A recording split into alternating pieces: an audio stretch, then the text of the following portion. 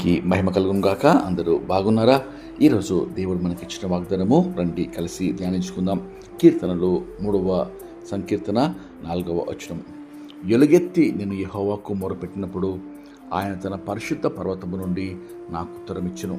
ప్రియమైన దేవుని బిడ్డలారా, నిజమే, ఎలుగెత్తి యెహోవాకు మొరపెట్టినప్పుడు మన కష్ట సమయంలో, కన్నీటిలో, దుఃఖములో, ఆపదల్లో, అపాయాల్లో, సంకటములో, అనారోగ్య పరిస్థితిలో ఎలుగెత్తి హృదయపూర్వకంగా యెహోవాకు మొరపెట్టినప్పుడు, దేవుణ్ణి సహాయం కోరినప్పుడు, ప్రార్థనలో ప్రభువా నాకు సహాయం చేయని చేతులు ఆయన వైపు ఎత్తినప్పుడు దేవుని వాక్యం సెలవిస్తుంది, ఆయన తన పరిశుద్ధ పర్వతం నుండి నీకు ఉత్తరమిచ్చును, నీకు జవాబిచ్చును, నీకు సహాయం చేయటకు ఆయన దిగి వచ్చును అనే వాక్యం సెలవిస్తుండగా, ప్రియ దేవుని బిడ్డారా, ఈ దినమందు మన సమస్యల్లో కృంగిపోకుండా, దిగజారిపోకుండా, బలహీన పడకుండా మనము ఎలుగెత్తి యెహోవాకు మొరపెట్టేది నేర్చుకోవాలి. మరి ఎలుగెత్తి హృదయపూర్వకంగా ఆయనను ఆశ్రయించేది మనము నేర్చుకోవాలి.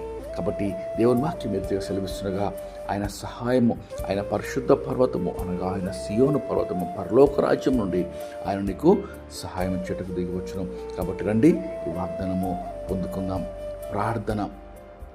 మహాపరిశుద్ధమైన మా ప్రియమైన పరలోక తండ్రి, మరి ఇచ్చిన శ్రేష్టమైన వాగ్దానంకై నీకెంతో స్తోత్రం చెల్లిస్తున్నామయ్యా. శ్రమల్లో, కష్టంలో, దుఃఖంలో, సంకటంలో, అనారోగ్యంలో, కలవరంలో ప్రభువా ఎలుగెత్తి మొరపెట్టమని సెలవిస్తున్నారయ్యా.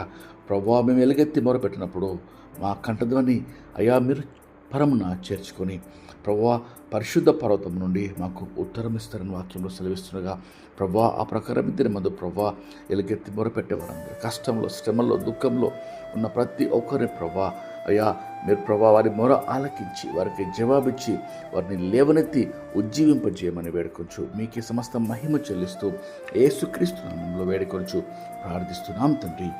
ఆమేన్. దేవుడు మిమ్మల్ని దీవించు.